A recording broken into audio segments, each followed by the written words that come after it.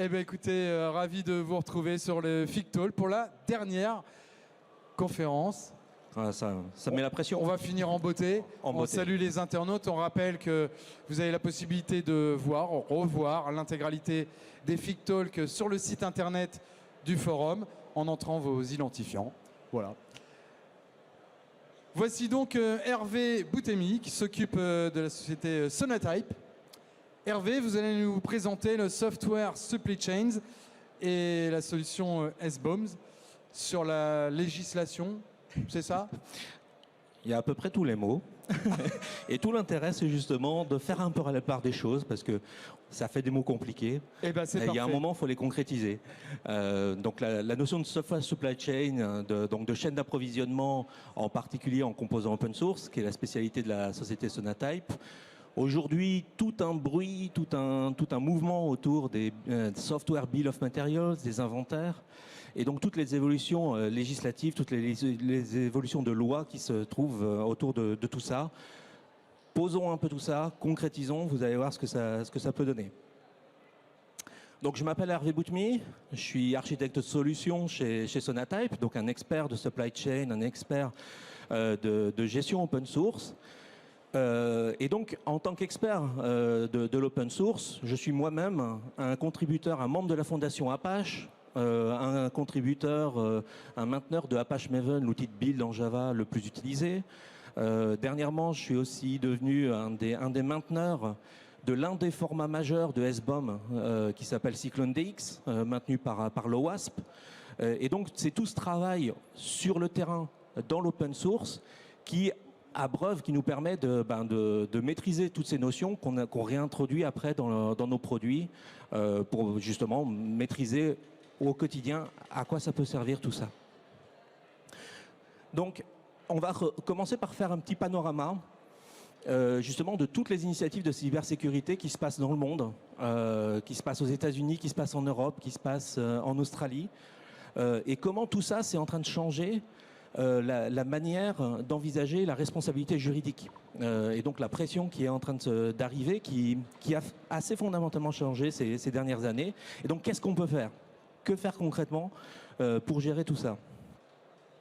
Donc les initiatives de cybersécurité, les Américains ont tiré les premiers il y a 2-3 ans avec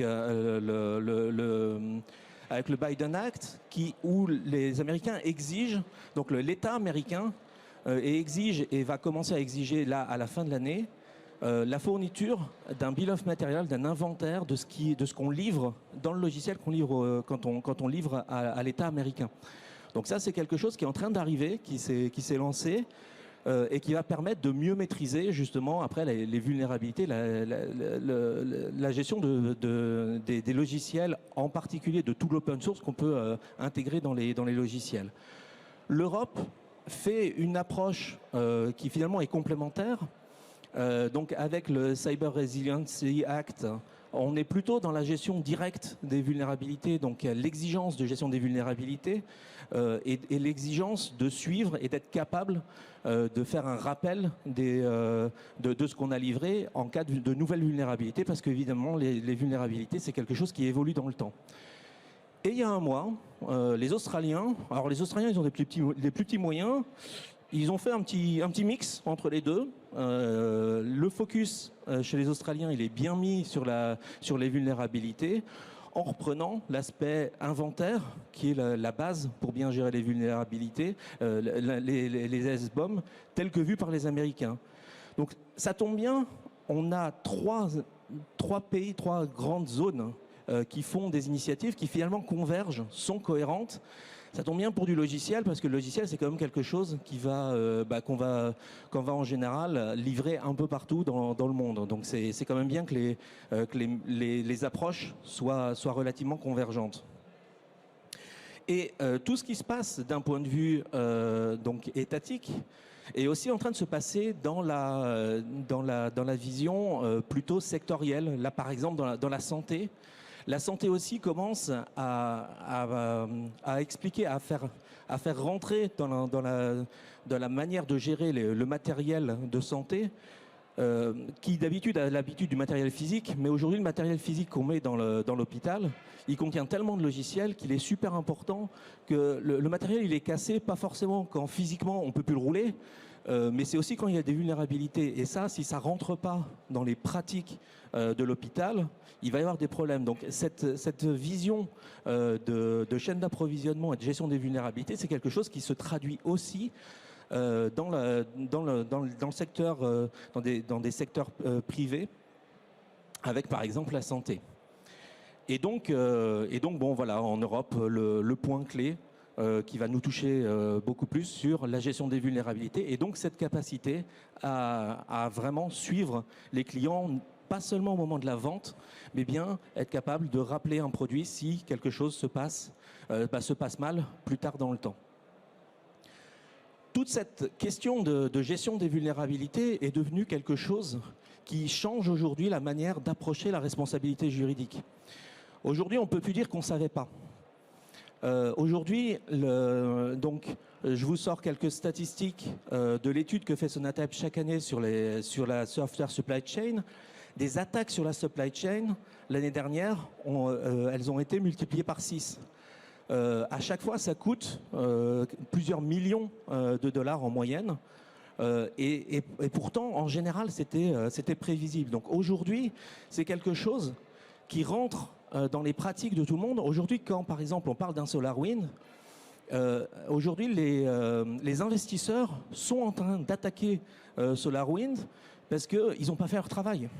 Certes, il y a SolarWinds vis-à-vis de ses clients, mais même les investisseurs sont en train d'attaquer les pratiques de cybersécurité de SolarWinds parce que, en gros, ils ont perdu de l'argent parce que le travail n'avait pas été bien fait. Delta Airlines attaque un de ses fournisseurs parce que ils ont perdu des données de par un problème de supply chain par un fournisseur. Le fournisseur n'a pas fait son travail. Pareil, dans le cas de UKG, où les employés n'ont pas pu être payés à cause d'une cyberattaque. Et donc ça, le problème, c'est qu'aujourd'hui, c'est des choses, le travail aurait dû être fait, c'était pas normal que ça n'ait pas eu lieu. Et donc cette exigence aujourd'hui, elle arrive dans le privé, et les Américains, la FTC, rappellent qu'elle n'a pas besoin de nouvelles lois pour attaquer si jamais quelqu'un se fait pirater suite à une vulnérabilité. Quand Equifax s'est fait pirater à cause d'une librairie pas mise à jour, à l'époque déjà, la FTC a mis une amende de 700 millions de dollars. Quand il y a un an, Log4Shell est arrivé, la FTC s'est contentée de dire: si quelqu'un se fait attaquer à cause de Log4Shell dans les années à venir, je vous préviens, la dernière fois c'était 700 millions, ça pourrait être pire que ça, on n'a pas besoin d'une loi supplémentaire.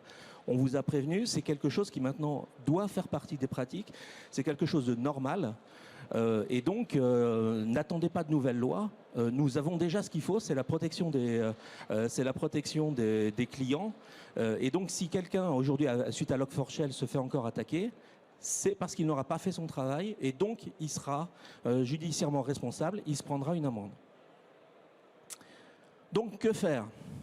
Alors là, en l'occurrence, on a des solutions, on a des bonnes pratiques, on a les manières de gérer. Comme le problème n'est pas nouveau, tout ça c'est outillé déjà. Jusque-là, c'était des bonnes pratiques, c'était des bons outillages à mettre en œuvre dans les pratiques de développement. Aujourd'hui, parmi toutes ces pratiques, dans tout le cycle de développement logiciel, il y a deux grands thèmes qui rentrent dans la législation, qui deviennent nécessaires, qui ne passent plus du stade de bonne pratique, mais qui passent à un stade d'exigence générale. Donc c'est la gestion des remédiations de vulnérabilité et la gestion des inventaires. Mais aujourd'hui, ce qu'on voit, c'est que ça c'est très bien par rapport aux vulnérabilités, donc par rapport à ce qui s'est passé dans le passé.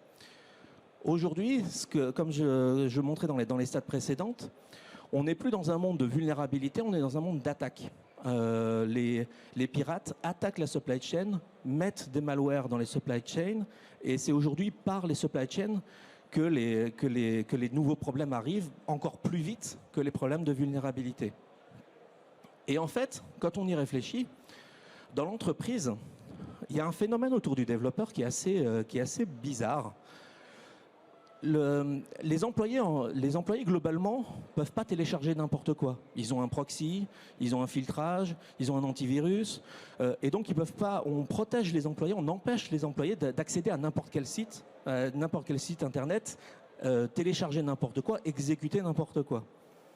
Les développeurs, par contre, pendant qu'ils développent, ils sont obligés d'aller chercher des composants open source sur Maven Central, sur NPM.js, sur Nugget Gallery. Ils vont télécharger, ça fait partie de leur travail, d'aller chercher du code, de le télécharger et de l'exécuter sur leur poste. Et c'est ça aujourd'hui un moyen d'attaque sur les supply chains, où aujourd'hui les pirates mettent le code, du code qui, dès le téléchargement, va infecter le poste du développeur. Alors le développeur, comme le composant infecté, en général, il ne marche pas. Oh, tiens, j'ai fait une faute de frappe, il répare. Puis le nouveau composant, c'est le bon, donc là, ça marche. Mais en fait, dès le premier téléchargement, le malware est rentré. Et le malware, aujourd'hui, va chercher des clés d'environnement, va chercher des choses qui vont permettre une attaque carrément de l'infrastructure.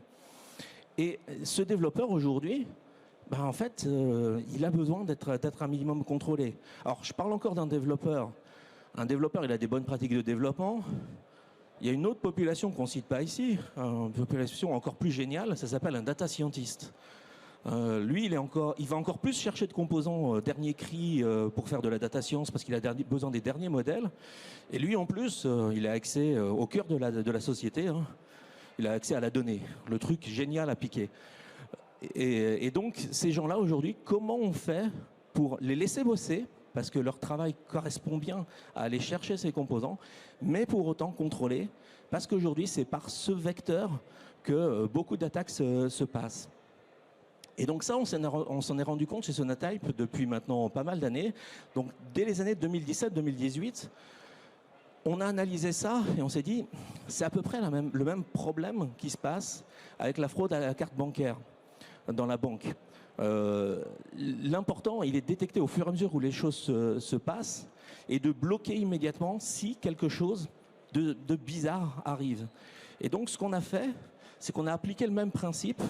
On a commencé à surveiller les projets open source, à surveiller les releases que les projets faisaient, qu'est-ce qui arrive dans les supply chains, et on a appliqué des modèles comportementaux pour pouvoir, alors avec des jolis buzzwords comme de l'intelligence artificielle et du machine learning, mais le principe, il est strictement la même chose que la détection de fraude à la carte bancaire.